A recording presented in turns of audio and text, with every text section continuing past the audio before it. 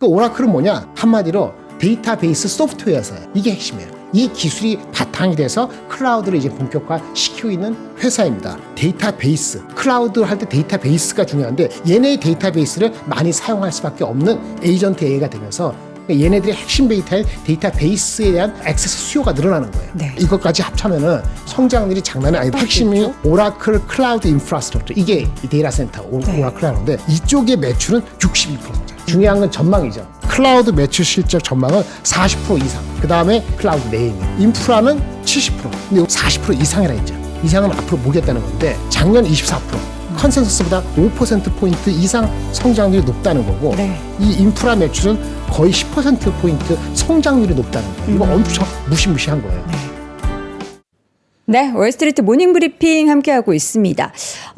이번 주 토요일에 저희가 지난주 토요일에 렉처 콘서트 했고요. 이번 주 토요일에는 3%의 초대로 탐리, 펀드스트의 탐리가 한국에 방문을 합니다. 구독자 여러분들을 또 직접 만날 수 있는 시간을 저희가 준비를 하고 있습니다. 이 백문백답, 탐리와 함께하는 백문백답 공개 방송을 저희가 준비를 하고 있는데요. 지금 3프로TV 유튜브 커뮤니티 게시글에 아마 이렇게 공지가 올라갔을 거예요. 여러분들이 직접 탐리에게 궁금한 미국 시장, 미국 주식에 관련한 궁금증을 질문하실 수 있는 기회의 장이 펼쳐지니까요. 자세한 사항은 유튜브 커뮤니티 게시글을 통해서 확인을 해주시길 바랍니다. 참여하실 수 있습니다. 자, 이어서는 글로벌 인터뷰 함께 하도록 하죠. 유니스토리 자산운용 김장렬 본부장 모셨습니다. 어서 오세요. 네, 안녕하십니까? 네. 주말 사이에 네. 뭐 전쟁 이슈와 뭐 그렇죠. 시위와 너무나 많은 이슈들이 좀 있는데 그러게. 이게 어쨌든 단기적으로 시장에는 부정적인 영향을 미칠 수밖에 없는 거죠. 네, 그 시장에 다들 빠졌으니까요. 미국 자산도 빠지고 우리가 네네. 선반영으로 1% 남짓 빠졌기 때문에 맞아요. 영향을 됐고요. 다만 요거 뭐 우리는 주식으로 보는 거기 때문에 그거 반응에 따라서 왔다 갔다 하는데 네. 일단은 이스라엘하고 이란하고 입장이 너무나 다르기 때문에 그리고 현재는 이스라엘을 편드는 서방 국가가 워낙 많다 보니까는 네. 이게 아마 금방 끝날 것 같지는 않은 생각이 듭니다. 이스라엘이 이란의 약간 제스처, 화해 제스처 비슷한 걸 지금 거부했거든요. 그렇죠. 네. 더 이상 안 치면 우리도 여기서 멈출게라는 식으로 얘기했어요. 사실은. 그런데도 지금 끝까지 한번 치겠다 이런 얘기를 하는 거 봤을 때는 네. 요거 한번 보시겠어요? 네. 이스라엘은 걔네 입장에서는 그쪽 이스라엘 네타냐후 포함해서 그쪽 입장에서는 이거 같아요. 기억나세요? 작년 4월 달에 네. 이스라엘이 그 이란 그 대사관 폭파하고 이란하고 왔다 갔다 한 게 작년 4월 달에 있었어요. 작년 4월 1일인가 2일인가 대사관 폭파하고 반격하고 뭐 난리를 펴고 한 보름 넘게 한 네. 20일 정도 끌었던 전쟁이 있거든요. 네. 그때 벌써 이스라엘은 이란은 완전히 아작을 내고 싶은 마음이 있는데 그 정권이 미국도 바뀌잖아요. 네. 그래서 누구지? 바이든으로. 바이든에서 트럼프에서. 그다음 트럼프로 바꾸는 상황 때문에 바이든이 적극적으로 좀 말렸어요. 그러니까 이거를 좀 미뤄둔 거예요. 근데 결국은 봤을 때 이거 같아요. 이스라엘은 이란을 저런 놔두면은 이게 근본적인 문제는 덮어두고 임시로 이렇게 수습해서는 안 되겠다는 생각을 가진 것 같아요. 완전하게 해결을 해야 된다. 그렇죠. 영어로는 이제 한국말로 봉합이란 말이잖아요. 그러니까 작년 4월 달에 있었던 이슈가 마무리된 게 아니고 그거는 실로 잠깐 깨면서 패치 붙여놓은 거기 때문에 임시적인 거다. 잊어버리면 안 된다. 이란은 핵 무기 개발에 거의 다 다가갔고 네. 정권이 바뀌었는데 딱 보하니 트럼프 그 뭐 협상도 잘 될 것 같지 않고 계속 시간만 끌다 보면은 진짜 그 존재적인 위험이 자기네들은 그렇죠. 이스라엘 입장에서는 냅두면 안 되겠다라는 그쵸. 생각이 워낙 강하기 때문에 이번에 그 경고 사실 좋습니다. 아세요? 미국하고 협상하고 하는 것이 60일 이내에 해결돼야 된다는 그 경고가 딱 주고 나서 그 데드라인이 끝나고 바로 다음 날 친 거예요. 그러니까 사실은 우리가 있었군요, 이전에. 네, 딱 60일 줬어요. 그게 12일인가 바로 하루 전날 했어요. 네. 그러니까 우리가 예상을 전혀 못한 건 아니고 그래도 이스라엘이 미국과 교감하지 않을까. 통보하고 우린 쳐.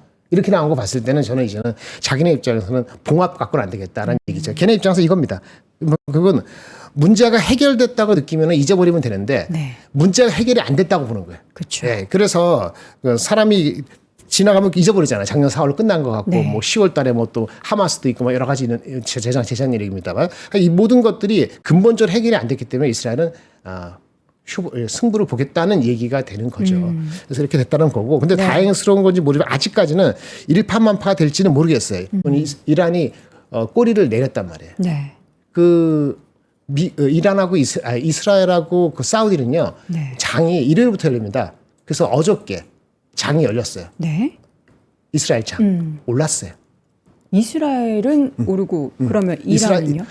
이란은 모르겠고 중요하지 않으니까. 네. 이스라엘이 0.45% 올랐어요. 걔네가 TA35라고 있어요. 적었어요. 네. TA35. 35개 대표적인 그 주식으로 갖고 있는 거 TA35가 0.45% 올랐고요. TA125 이거는 코스피 200식으로 125개 기업으로 한 건데 이거는 0.38인가? 하여튼 둘 다 합해서 0.4% 정도 전후로 올랐습니다. 네. 그러니까 이스라엘 주식이 반영하는 게 뭔가라고 생각을 해볼 필요가 있고요. 그다음에 여기 지금 중동 전쟁으로 확대되면 어떡할까 좀 걱정이 되는데 원래 주시장이 안 좋았던 게 사우디아라비아예요. 사우디아라비아가 원래 안 좋았는데 52주 신저가에 가고 있긴 했는데 이날 얘네는 빠졌습니다. 마이너스 1% 빠졌는데 사우디아라비아 주가 타마울인가 무슨 뭐 있어요. 근데 걔네들도 전약 후강이었어요. 뒤에 가서는 올라갔거든요. 네. 그래서 이런 거 반응 봤을 때는 이것이 임팩트가 일파만파 뭐 끝까지 가지는 않을 수도 있다는 약간의 기대가 이상하다. 약간의 그 월스 케이스 시나리오를 반영을 안 하고 일단 대응하는 것 같은 생각이 들거든요. 네. 그렇게 일단 말씀을 드릴 수 있게 되는데 어쨌든 이거는 4월 10일이라 트럼프 대통령이 그 협상 안 하면 우리 최후 통치 이때까지 알면 안 돼라고 딱 끝나자마자 쳤기 때문에 미국이 이스라엘을 지원한 거나 마찬가지다. 완전히 표면적으로 안 들었다고요. 지금 뭐 미국뿐만 아니라 뭐 영국도 그렇고 계속 영국도 이스라엘 마찬가지죠. 쪽을 지원을 해주고 있는 상황인 건데, 근데 이제 우리는 이제 뭐 전쟁이 어떻게 흘러가는지에 대해서도 물론 이야기가 궁금하지만 이 영향이 앞으로 어떻게 금융시장에 영향을 미치게 될까? 그러니까 과거에 우리나라나 미국 시장에 이렇게 그렇죠. 중동 관련한 이슈가 있을 때는 늘 단기적으로 좀 많이 그럼요. 흔들리게 했잖아요. 근데 그렇게 많이 흔들리지 않았어요. 그래요? 사람들이 까먹고 있는 건데 일단은 네. 작년 4월부터 비교하고 와치 포인트를 지금 앵커님 말씀하신 거 요거 네. 표로 포인트라 드릴게요. 일단 아까 말씀드린 것처럼 작년 4월에 쳤을 때는 미봉처럼 끝났는데 바이든이 자제를 요구했고 이분은 트럼프가 실제 지지하고 있다는 거고 작년에는 핵시설에 대한 게 군사시설 한정하고 약간 대련식으로 야 이거 쳐 어쩌고 이러면서 했잖아요. 근데 이번에는 그냥 치는 거죠. 핵시설을 50m, 45m 밑에 있는 걸 쳤는지 안 쳤는지 모르지만은 네. 안 됐으면 끝까지 한번 해보겠다는 거 아니에요. 위에 사람들 다 날리고. 그리고 트럼프가 지지를 했기 때문에 이거는 사실은 어떤 강도나 긴장의 어떤 질적인 측면에서는 위기스러운 거 맞아요. 작년보다 더 그러니까 어떤 문제가 발생했는데 봉합이 됐다. 그럼 봉합이 안 되고 해결하려면 근본적으로 건드리는 거니까 해결되면은 화나고 해결이 안 되면 잘못될 수도 있지 않습니까? 그런데 이게 여러 지지를 받고 있기 때문에 아마 이게 이스라엘 이 위주로 결국은 끝날 가능성이 조금 더 높아 보인다 생각이 들고요. 변수는 우리한테 미치는 건데 일단은 가장 큰 것이 호르무즈 해협을 봉쇄할 여부인데 그렇죠. 아마 그거 못할 겁니다. 저는 그 확률이 한 뭐 3분의 1도 안 될 거라고 봐요. 여태까지 우리 역사상 여러분들 대부분 그 나이 뭐 60 이상 되시는 아는 분 마찬가지인데 역사상 한 번도 하지 못했어요. 봉쇄를 하지 못했다. 할 능력이 없기 때문에 못하는 거고 그 했다가는 자기 나라가 어떻게 될지 모른다는 거 알기 때문에 그러니까 지금 이스라엘 보고 야 너 더 이상 안 치면 나도 이제 안 할게 그런 식으로 나오는 거 아니에요. 그러니까 이제 꼬리를 내렸기 때문에 호르무즈 해협 말 같지도 않은 얘기죠. 그러니까 이게 아니면 그 유가 120달러 올라간다 그런 얘기는 30년 전에 맨날 나오던 얘기 가능성 별로 없다고 보고요. 근데 저희가 그 러시아와 우크라이나 전쟁 발생했을 때는 그때는 좀 많이 올랐잖아요. 유가가. 그렇죠. 러시아하고 이란하고는 다르죠. 다른 거예요. 그 다른 거예요. 이란은 나라가 얼마나 망가졌어요. 나라가 망가지고 옆에 나라 아무도 도와줄 수 없고. 그렇죠? 그 전면전은 이란이 이스라엘하고 하고 할 수가 없어요. 1600km 떨어진 곳에서 미사일 요거 몇 가지 쏜 거 갖고는 택도 없다. 미국이 다 종군이 나한테 막아주고 하는데 안 돼요. 그러니까 이제 더 이상 안 하면 내가 협상할 수 있다. 핵 협상이 아니고 이스라엘하고 협상할 수 있다 나오는데 이스라엘이 우리 이렇게 안 해. 끝까지 가겠어. 이런 식으로 나오니까 그 포인트가 문제인 거지. 그래서 이란이 호르무즈 해협을 봉쇄한다는 거는 맨날 나오는 얘기고 가능성은 이게 뭐 10%도 안 된다는 건 적다. 아니지만 이게 50% 이상 된다 이렇게는 안 봅니다. 네. 그렇게 되면 유가가 100불, 120불 그냥 한번 갈 수도 있겠지만 한번 나온 얘기고요. 우리 입장에서는요. 우리 국가적으로 이게 장기화되면 좋지 않죠. 우리가 중동, 특히 이란하고의 우리 그 원유가 요즘에 이란한테 수입하는 게 얼마 있는지 모르겠습니다만 유가가 어쨌든 올라가면 짜증나는 거잖아요. 그럼요. 혹시라도 워낙 강세가 좀 새 정권 들어와서 되려고 그러는데 워낙 약세가 갑자기 이거로 돼버리면 좀 골치 아픈데 간밤에 봤을 때는 달러가 별로 그렇게 크게 움직이지 않았거든요. 그래서 이것도 아직은 그렇게 우려할 것 같지는 않습니다. 네. 그리고 주가에 대한 영향을 비교해 볼게요. 작년 4월 달에 있잖아요. 3월 말, 4월 초에 이제 대상을 폭격하고 서로 주고받고 했을 때는 한 보름 20일 지나니까 미국이나 한국이랑 똑같이 6% 이내로 하락했습니다. 그 하루에 가장 큰 낙폭은 1.5%씩이 한 번씩 있었어요. 그러니까 이번도 뭐 한 2주 간다니까 이번 주 지나면은 에스컬레이션이 디에스컬레이트로 될 것 같아요. 이게 이번 주 지나면서까지 다음 주도 일파만파 뭔가 더 확대되면은 또 다른 얘기가 들어갈 수 있습니다만 요 오버 더 위켄드 봤을 때는 네. 요 정도는 마무리될 가능성이 있다 보여지고요. 네. 그리고 중동 전쟁이 뭐 여러 가지 뭐 있는데 예전에는 이스라엘이 아랍 여러 국가가 싸웠는데 지금은 그렇지 않잖아요. 사우디 지금 빠지고 있잖아요. 네. 편들지가 그런 거고 미국 입장에서도 그렇게 안 되는 이유가 예전에는 중동 전쟁은 난리 났어. 왜? 미국의 원유 수요량의 40%는 수입에 의존했고 수입의 80%는 중동이었어요. 근데 지금은 수입의 10%, 20%도 안 되는 게 중동이에요. 그러니까 이게 인플레에 엄청난 우려가 될 것 같지만은 실질적으로 그렇게 갈 가능성이 크지는 않다. 미국 입장에서도 이렇게 봅니다. 그래도 유가 신호를 많이 보시면 정리해드리면 현재 78.5불 정도 되고 있죠. 이 현 상황인데 이란이 보복이 있었죠. 근데 더 이상 이란이 중동에 있는 미국을 공격하는 일이 없으면은 네. 아마 90불까지 이렇게 가는 시나리오도 현실적이지 않다고 보고요. 유가가 만약에 80불, 90불 이상 가잖아요. 지금 경제가 세계 경제가 성장률이 내려가고 있는데 네. 미국이 개입을 안 하더라도요. 정부의 쉐일 업체 입장에서 미국의 쉐일 업체 입장에서 얼마 전에 유가가 60불 이하일 때 가격이 채상성이 안 맞아서 증산을 못 시켜서 투자. 근데 가격이 뭐 70불 이상 돼서 80불 가상하잖아요. 걔네 쉐일 업체 입장에서 증산하고 투자하죠. 그러니까 유가가 계속적으로 올라간다. 그것도 좀 현실적으로 그렇게 될 가능성이 높진 않다. 네. 이렇게 봅니다. 그러면 지금 우리가 뭐 이스라엘과 이제 이란 간에 계속해서 격화되고 있는 갈등은 결국에는 한 2주 정도면은 뭔가 또 결론이 나올 거고 네네. 그 안에서 이제 우리가 계속 눈여겨보고 있는 게 호르무즈의 봉쇄 여부나 네네. 국제 유가가 얼마나 튀어오를까. 근데 아마도 다음 주까지 안 갈 겁니다. 이번 주 올, 하, 수 끼키야 아마 FOMC, 네. FOMC가 우리 목요일인가 아침이잖아요. 여기도 FOMC도 이런 거 보니까 네. 크게 탈 수 있겠죠. 아마 주말 지나기 전에 또 다른 주말 오기 전에 이게 디에스컬레이트 될지 에스컬레이션의 긴장이 좀 완화될지 아니면 뭐 새로운 뉴스가 뭐가 썸슨 뉴가 나와서 다시 올라갈지 네네. 모르겠는데 그래도 아마 지난주 금요일 날 우리가 장중에 얼마입니까? 마이너스 1.5%, 1.3% 빠지고 그랬잖아요. 네. 한국 시장이 누적으로 3% 이상 빠지는 건 아마 쉽지 않다고 봅니다. 네. 저는 월스 케이스로 금요일 날 빠지고 하루 더 빠져서 3% 빠지면은 그때는 저가 매수를 할 수도 있다. 조금 더 적극적으로. 네. 예, 이렇게 생각을 하고 있습니다. 알겠습니다. 자, 이어서는 지난주 이제 발표됐었던 지표에 대한 분석을 좀 한번 들어보도록 하겠습니다. 네. 물가 지표 CPI, PPI 발표가 됐는데 뭐 계속 이야기 드리지만 이건 아직 관세 영향이 뭐 반영됐다라고 보기에는 좀 어려운 데이터잖아요. 그렇죠. 네. 맞습니다. 의미 부여하기도 어렵고요. 이게 가장 큰 문제죠. CPI가 낮았죠. 네. 그 다음날 PPI도 낮았죠. 네. 그럼 금리 내려야 될 것 같다고 항상 얘기하는데 저번에도 말씀드렸지만 CPI, PPI가 관세가 반영이 됐다 안 됐다? 안 됐죠. 예. 언제 반영된다? 정확히는 모른다. 7월, 8월? 그러니까. 예. 그러면 뭐 지금 나온 데이터들이 네. 의미가 없네요. 신경은 쓰이지만 페드 입장에서도 금리를 내리는 어떤 계기가 될 수 있는 신호가 될 수는 있지만은 여전히 신중하다. 그래서 이번 주에 FOMC 미팅이 매우 중요합니다. 뭐라고 어떤 포인트를 잡을지. 금리는 내리지 않는데 대신에 이때가 점도표 나오거든요. 점도표 아시죠? 네. 예, 올해 말, 내년 말까지 금리 어디까지 갈 거야 하고 거기 위원들이 점에다가 도트하듯이 찍잖아요. 네네. 그게 지금 아마도 3.8인가 3.9 사이일 겁니다. 올해 말에. 원래 점도표가. 근데 이게 올라갈 수도 있죠. 네. 아니 그대로 있을 수도 있고. 이 포인트 점도표가 중요해.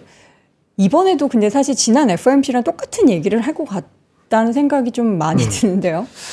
지켜보고 있다. 약간의 호키시, 약간의 그 매파로 들릴 수도 있을지 모르겠어요. 목요일 아침인가? 그리고 18일이니까. 지금 중동 관련한 이슈가 있기 때문에 염두하고 있다. 뭐 관세, 중동 불확실성이라는 단어를 얘기하면서 시장이 그렇게 뭐 좋아할 만한 내용을 이야기할 것 같지는 않네요. 그렇죠. 근데 18일 날 FOMC 그래서 금리는 점도표가 변화가 없다면 그나마 다행인데 네. 오히려 올라갈까 봐 걱정인 거예요. 점도표를 봐야 한다. 보시면 올해 점도표가 원래 3.875로 알고 있어요. 네. 두 번 정도 금리 인하 개념으로. 근데 지금 4.2, 4.5잖아요. 네. 한 번밖에 안 할 수도 있다라는 식으로 점도표를 찍어주면 그 매파적으로 느끼겠죠. 네. 그런데 바로 전날에 무슨 얘기가 있어요? 15일부터 17일 시작됐네요. 이제 시작될 텐데 G7 정상회담 있죠. 네. 그 중국이 더 중요하지만 중국은 잠깐 휴직이고 네. 한국, 일본, 인도 사람들 만날 거 아니에요. 인도도 가죠. 일본도 갈 거 아니에요.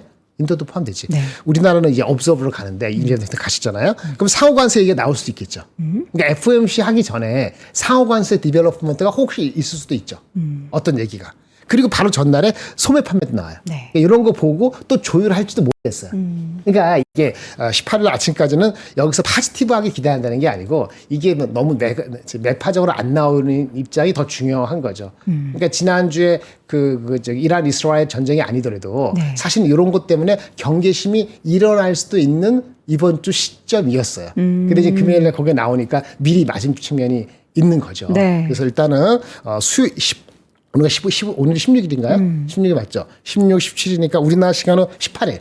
네, 18일 소매 판매 나오고 정상회담에 대한 결과가 나오고 17일이나 18일. 오늘보다는 뭐 수요일 넘어갈 때 그때의 요거 센티먼트가 그때는 이제 아마 이스라엘 이란에서 다른 걸로 옮겨갈 수도 있다. 이렇게 보여집니다. G7에서 어떤 얘기가 나올지 너무 궁금해요. 지금 미국 빼놓고 나머지 국가들의 수장들이 가서 그러니까. 열심히 트럼프에게 좀 좋은 뭔가를 이렇게 얻어내려는 그런 딜을 좀 하게 되겠죠. 그러겠죠. 뭘 할 수 있을까요? 근데 다른 나라들도 미국하고 중국하고 지금 협상이 그냥 스톨된 거잖아요. 네. 영어로 스톨. 그러니까 멈춘 거죠. 진전이 없잖아요. 네네. 네. 그럼 딴 나라들도 현상 유지하지 않을까요? 네. 우리 줄 거 많은데 말이야. 우리 이거 내쳐야 돼. 천연가스 사주고 뭐 해주고 이렇게 할 것이고. 너는 이렇게 놔두면 인플레 올라가는데 우리가 사바사바 투자도 해주고 할 테니까 좀 살살하자. 좀 낮춰줘. 아니면 뭐 금리 25% 관세를 그래 네 목표하는 거 알겠으니까 너 최면 세워줄 테니까 20 냈또. 근데 우리는 미국 입장에서 천천히 처음 스타팅 포인트를 그냥 10에서 시작하자. 15에서 시작하자. 그 6개월 보면서 와치앤 CN 한번 보고 나서 네. 사실 리바이즈하는 업데이트하는 기간을 6개월 뒤에 갖자. 그러니까 실질적으로 약간 미루는 거지. 다양한 시나리오를 가지고 이제 명분도 만들어주고 기도 살려주면서 갑자기 25%를 10% 예. 낮추면은 미국이 완전 한꺼번에. 지는 거잖아요. 근데 25% 유지되면은 딴 나라 받아들이겠어요? 그쵸. 근데 약간 약 올리는 게 하면서 한 15% 10% 낮은 걸로 시작하고 6개월 뒤에 리비전 해가지고 영에 따라서 뭐 다시 오를 수도 있고 이런 식으로 하면 어떠냐 이런 식으로 얘기도 할 수 있는데 네. 나라마다 입장이 다르고 그쵸. 그래서 어떻게 나올지는 알 수는 없지만 시간이 가면 갈수록 트럼프 입장에서는 아마 쉽지 않을 것 같아요. 쉽지 않을 거라는 취약점이 거는. 드러났기 때문에 중국한테는 히토리라는 게 딱 잡혀서 네. 히토리 6개월 줬잖아요. 네. 아니 히토리를 줬기 때문에 중국하고 미국은 협상이 6개월 미뤄진 거예요. 게임 끝이에요 사실은. 6개월 끝나갔다고 올해 물 건너갔어요. 그러면 다른 나라들도 히토리만큼 강력한 거 없으니까 그렇게 강력하게 미국을 쪼아붙일 수는 없지만 그렇죠. 아마 여러 가지 정황 갖고 티격태격 할 거란 말이에요. 그렇다고 뭐 지금 이란처럼 무슨 핵 갖고 장난치는 것도 아닌데 미국이 얼마나 더 할 수 있겠어요. 그래서 이게 빨리 안 낮춰져서 명시적으로 인플레가 낮아지거나 네. 명시적으로 관세가 낮아지지 않기 때문에 여러 증시를 바로바로 부스트업은 안 시키겠지만 더 악화시킬 수 있는 그런 방향으로만 흘러가기에는 좀 이제 그 무기의 강도가 좀 무뎌질 가능성에 조금은 더 저는 무게의 중심을 두고 싶습니다. 네. 그러면 이번 G7에서 뭔가 시장이 네. 원했던 이 관세 관련해서 좀 완화되는 네. 그런 뉴스가 조금 들려오면 증시에는 그걸 호재로 생각을 해야 될 수 있나요? 그럼 대한민국은 난리 나는 거죠. 대한민국도 그렇지만 미국 입장에서 그럼 어때요? 미국 입장에서도 물가를 좀- 긍정적이라고 보는데 네. 아까 말한 것처럼 미국이 어쨌든 양보를 결국은 한번 치고 빠지고 이렇게 식으로 되면은 결국 미국의 달러 약세? 미국이 예외주의적으로 강하다는 그 흐름이 약해졌다고 사람들이 보고 있잖아요. 네네. 그 추세 자체를 뒤집지 않을 것 같아요. 이래서 미국이 강력해진다는 게 아니고 미국이 열심히 노력했는데 자기 나라 국가를 위해서 Make America Great Again 이게 자기 멋대로는 안 되는구나라는 걸 현실 인식을 했네. 그렇게 되면 이제는 이 달러 약세가 급격히는 안 되더라도 결국은 달러 약세가 되고 있다는 측면을 인식하기 때문에 미국 외 지역에 대한 어떤 수급이 나빠질 것 같지는 않거든요. 네. 속도는 빠르지 않더라도 그래서 한국이나 다른 나라가 좀 더 포지티브 할 수 있다고 보여지고 네. 거기에 있어가지고는 이제 한국이냐 중국이냐 독일이나 이 어느 나라가 더 수혜를 받을 것이냐 그런 어떤 수급의 차가 있을지는 모르겠습니다. 네. 간격이 이렇게 보고 있습니다. 알겠습니다. G7 이후에 또 나오는 이야기들도 잘 눈여겨봐야겠는데 정말 말씀하신 것처럼 그렇게 해서 뭔가 딜을 그러니까 미국 외에 다른 국가들이 딜을 잘해서 얻어낸다면 그 해당 국가들에 있어서는 긍정적인데 이걸 또 미국 쪽에서는 어떻게 받아들이게 될지 금융시장 움직임들도 체크해 보셔야겠습니다. 오라클 네네. 얘기를 안 할 수가 없어요. 네네. 사실 지난주에 엄청난 급등과 또 실적 얘기부터 네, 시작해서 네. 어떻게 보셨어요? 근데 저희는 이제 봤어요. 팔란티어 얘기를 네. 되게 많이 했는데 네. 그 바로 위에 있는 오라클 네. 얘기를 네. 자주 안 했어가지고 오늘 오라클 좀 풀어주세요. 인플레이션이 유지가 되잖아요. 네. 여간은 잘 안 잡히잖아요, 미국이. 그러면 이렇게 빅테크 기업이 더 갈 것 같습니다.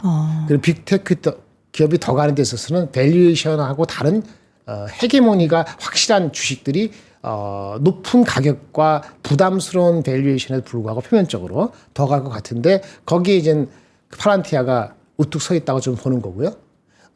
그게 만약에 저번처럼 5% 10% 빠지면 기회라고 보는 겁니다. 근데 사실은 오라클은 이게 시가총액이 800조가 넘거든요.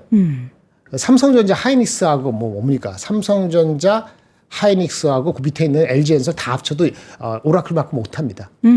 그래서 오라클은 사실은 마이크로소프트라든지 아마존이라든지 구글만큼 탑 7, 8에 들어있지 않으니까 여러분들이 잘 모르시잖아요. 네. 가장 많이 거래된 건 테슬라가 직관적으로 더 편하기도 하고 네. 그나마 작년 말에 된 게 뭐죠? 바로 밑에 있는 게 브로드컴이 올라갔잖아요. 네. 예, 브로드컴의 반 정도 됩니다. 브로드컴이 1조 브로드컴 시가총액의 반 정도 되는 건데 그게 삼성하고 하이닉스하고 LG엔서 합한 것보다 더 크다. 네. 그러니까 우습게 볼 게 아니죠. 그 마진이 얼마인지 아세요? 얼마예요? 42%예요. 42% 높은 거예요? 높은 거지. 하도 70% 얘기 듣고 그래가지고. 그거 엔비디아나 네. 브로드컴보다 낮아요. 그러니까요. 그러니까 지금 오라클 40%가 맞아요. 크게 TSMC 열심히 하고 있긴 50%보다 한데 낮아요. 예, 열심히 하고 있긴 한데 40%로 명함 내밀 수 있을까? 우리나라는 앞에 투원티 중에서 아무도 못 가죠. 그렇죠. 네. 그러니까 삼성전자, 하이닉스, LG엔서 합한 것보다 높다니까요. 근데 이게 처음부터 높은 게 아니었어요. 네. 딱 4년 전 들어가면서요. 삼성하고 비슷했습니다. 이게 달라진 거예요. 오라클이 그렇게 마진이 계속해서 올라갈 수 있었던 성장을 영향은 계속하고. 네. 그래서 오라클이라는 게 어떤 회사인지 한 번 더 정확히 알기 위해서 조금 더 시간을 들여서 말씀을 드리겠습니다. 네네. 오라클이라는 단어 뜻이 뭘까요? 뭐예요?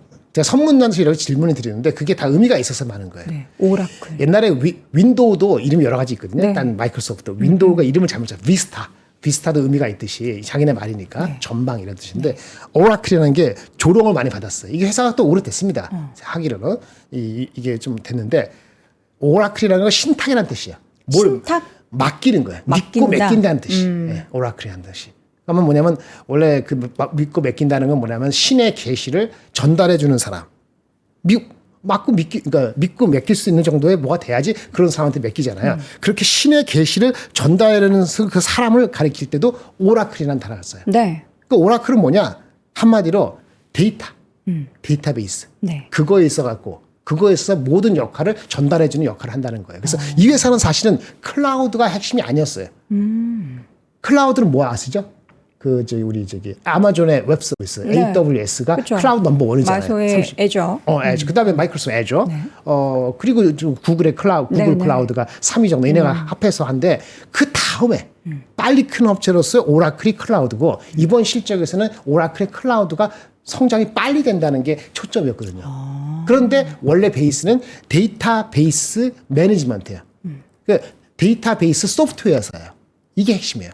이 기술이 바탕이 돼서 클라우드를 이제 본격화시키고 있는 회사입니다. 어쨌든 복잡하니까 증권사에서 나온 제목부터 볼게요. 회사에서 이 제목이 눈에 확 들어왔어요. 제목은 아니고 리포트 나온 건데 수요가 좋다는 얘기를 이렇게 했어요. 수요가 많으면 사람이 어떻게 하죠? 공급을 늘리죠. 네. 근데 공급이 안 채워져. 수요가 또 늘어. 또 채우는데 또 늘어. 그런 얘기를 영어로 insatiable demand라 해요. 채워도 채워지지 않는 수요의 성장성을 얘기할 때 이런 단어를 쓰거든요. 제가 IT 애널리스트 한 30년 했습니다만은 insatiable demand를 애널리스트가 리포트 쓰려면 굉장히 자신감이 있지만 아니면 이렇게 못 씁니다. 회사도 이런 얘기를 함부로 하지 못해요. insatiable demand 영어로 나왔을 때 한국 사람 이런 말을 못 쓰죠. 왜? 국내 애널리스트는 그런 단어 안 쓰니까. 네. 우리나라 쓰는 건 아마 전례 없는 이런 말을 많이 쓰고 영어로는 unprecedented 전례가 없다는 건데 네. 한마디 더 와닿는 거는 채워도 수요 속도가 빨라서 채워지지 않는다는 말을 쓸 때 이런 말을 쓰거든요. 어떤 증권사에 쓴 그 insatiable demand라는 자체가 쓴 게 눈에 들어왔고 예상했다시피 제가 실적 보면서 그 카멘트한 거 컨퍼런스 보면서 야 이거 장난 아닌데? 라고 해서 제가 우리 회사에서도 얘기하고 막 그랬는데 한국도 그랬죠. 이 전례 없는 클라우드 수요의 시대. 이 얘기가 리포트가 두 군데 똑같은 제목이 나왔고요. 지금 오픈 AI도 원래 애저란 쓰다가 구글까지 가는 거는 맞아요. 이거를 감당이 안 되는 거죠. 그것도 insatiable demand이에요. 아주 똑똑하시네요. 그래서 이제 사실은 오픈 AI, 오픈 AI를 사면 되는데 네. 오픈 AI 못 사니까 구글을 사야 되는데 그쵸. 구글은 또 반독점법이 있으니까 7월 말 8월까지 기다려볼까 하니까 구글이 치솟지 못하는 거죠. 네. 어쨌든 아직은 3위고 걔네 검색에 문제가 생기는데 얘네들은 온전히 그렇죠. 클라우드에서 올라가는 걸 CEO가 확실히 얘기한 거죠. 그게 핵심인 거예요. 근데 이제 집중해서 클라우드를 더 하겠다라는 기업은 물론 뭐 마소도 크고 구글도 크지만 그들은 사업부의 일부잖아요. 오라클은 지금 거의 올인하는 그런 느낌인 거죠. 그렇죠. 그래서 그 투자 포인트 바쁘니까 두 가지만 들면 돼요. 네. 얘는 실적이 나왔는데 좀 이따 수치를 말씀드릴게요. 네네.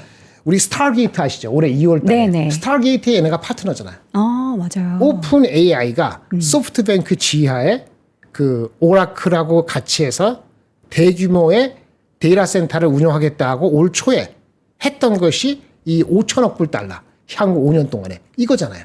거기 그 데이터 센터 파트너가 오라클이었어요. 네. 근데 이게 아직 매출이나 수주에 반영이 안 돼. 근데 이제 하반기부터 반영이 된다는 건데 네. 지금 실적 발표된 거는 올해 5월 달로 끝난 25년도 4, 4분기가 얘네는 5월 달까지 끝난 거가 25년 4, 4분기거든요. 네. 25년 4, 4분기가 실적은 반영이 안 됐어요. 26년도 올해 6월부터 시작돼서 내년 5월까지 하는 26년도 피스컬 이어에는 본격적으로 인프라 계약이 본격 시작된다는 게 반영이 안 된 상태에서 이런 insatiable demand라는 코멘트가 나왔다는 거기 때문에 이게 갑자기 놀란 거죠. 그러니까 이게 13% 오르고 7% 오르고 계속 오르잖아요. 그렇죠. 네, 그 이유가 있는 거예요. 그 또 하나. 아까 제가 뭐라 그랬죠? 데이터 센터 가는데 얘네가 원래 하는 게 뭐였죠? 데이터베이스.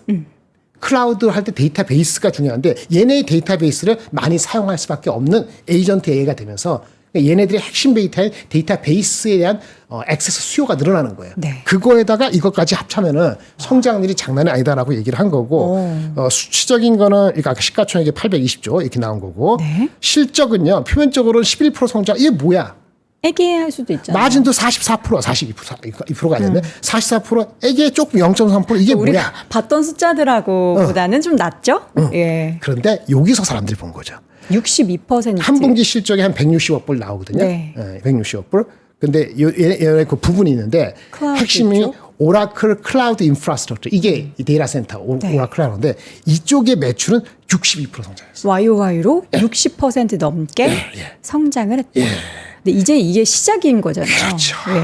그렇게 해서 그 아까 25년 4, 4분기 실적 나왔잖아요. 중요한 건 전망이죠. 네. 아까 이게 분기 헷갈리는 게 네. 우리 테슬라도 그렇고 뭐 딴 나라도 그렇고 엔비디아도 실적 헷갈리는데 올해 실적은 올해 6월부터 실적입니다. 예치가 얼마인지 아세요? 보세요. 네.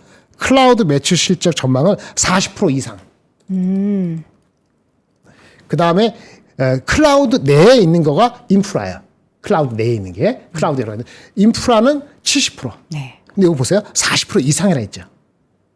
이상은 앞으로 모르겠다는 건데 작년 24%, 컨센서스보다 5%포인트 이상 성장률이 높다는 거고 네. 이 인프라 매출은 거의 10%포인트 성장률이 높다는 거예요. 이거 엄청 무시무시한 거예요. 네. 이걸 뒷받침하는 게 뭐냐면은 이미 예약되어 있는 수주. 그러니까 얘네들이 RPO라는 단어 많이 나올 겁니다. 소프트웨어에서는 이 RPO라는 단어 많이 쓰거든요. RPO? 셉이라는 회사도 그렇고 많은 네. 회사들이 이런 거 써요. Remaining Performance Obligation이라는데 수주 받은 거예요. 앞으로 예약돼 있는데 아직 얘네가 다 공급해줘 갖고 서비스를 맞춰야 되는 의무 사항이 되는 거. 수주 잔고가 비슷한 거죠. 네. 이것이 내년도 올해 6월부터 내년도 5월까지의 성장률이 YOY 100%. 근데 100%. 25년도가 41%였거든. 네. 그러니까 두배 이것이 이상이 늘어나는. 그렇지. 그러니까 투자가 늘어납니다. 투자가 올해 5월까지 작년 4월부터 한 게 210억 달러였는데 네. 올해부터 내년까지는 다시 또 250억 달러로 늘어나요. 그러다 보니까 전망을 장기 전망을 업데이트 안 해줬는데 얘네들은 장기 전망을 많이 주나 봐요. 네. 4, 5년치를주거든요. 26, 7, 8, 9, 4년치잖아요. 네. 원래 업데이트를 10월 달에 해주게 돼 있는데 아마도 그 이전에 이미 네. 애널리스트나 투자가들이 자신감을 느꼈다고 보여지는 거예요. 그럼 네. 이런 주식 다 느끼셨죠? PR 얼마 정도 주셔야 될 것 같아요? 뭐 어떻게 줘요? 제가 얘기할 수 뭐, 없죠. 테슬라 얘기하지 말고 팔란트 얘기하지 말고 네. 그 팔란트하고 테슬라는 PER 200배, 100몇십 배 하는 거니까 네. 올해 기준으로 네. 4, 5년 뒤에 내려가서 그런 거지. 네. 그럼 가장 높은 게 뭐냐면은 이제 그 브로드컴이 좀 올라갔어요. 브로드컴이 38배, 38배. 엔비디아가 이제 36배, 7배 되고 있어요. 얼마 정도 주실 것 같아요? 그냥 앞자리만 바꿔주면 안 돼요? 한 40. 뭐 어떻게 줘야 돼요? 지금 네. 30배가 막 됐습니다. 그럼 여전히 네. 그러니까 30배가 막 이렇게 됐으니까 주가가 급등을 이거 올라가기 단독으로 전에 해도. 얼마였어요? 26배, 25배, 26배였어요. 침이 싹 고이는 26배가 채 안 되거나 그 정도였어요.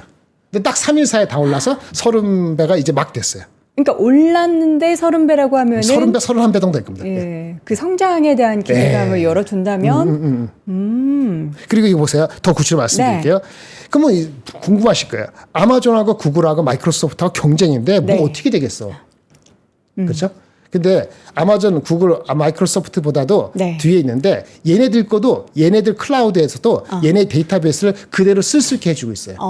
경쟁인데 파트너예요. 네네. 이런 게 있고 뭐 하여튼 여러 가지 있어서 네. 의미로 봤을 때는 성장률이 장단이 아니기 때문에 지금 살 수는 없지만 내려가면은 제가 원래 좋아하는 게 브로드컴이었잖아요. 네네. 팔란트 얘기했잖아요. 네. 하나 더 추가할 수 있는데 오라클로? 혹시 10% 빠지면은 그냥 공짜로 주는 거 생각하시고 네. 담아보시면 좋을 것 같아요. 10% 하락 시에 매수. 5%면 한 20% 사고. 네, 알겠습니다. 아니, 저희가 사실 시간 관계상 지금 시간이 많이 넘어서 이만 이야기를 들어가야 될 텐데 다음 주에도 오라클 얘기 좀 해주세요. 다음 주에 오라클 얘기부터 여쭤보도록 네. 하겠습니다. 자, 유니스토리 자산운용 김장려 본부장 함께했습니다. 본부장님 고맙습니다. 네, 감사합니다.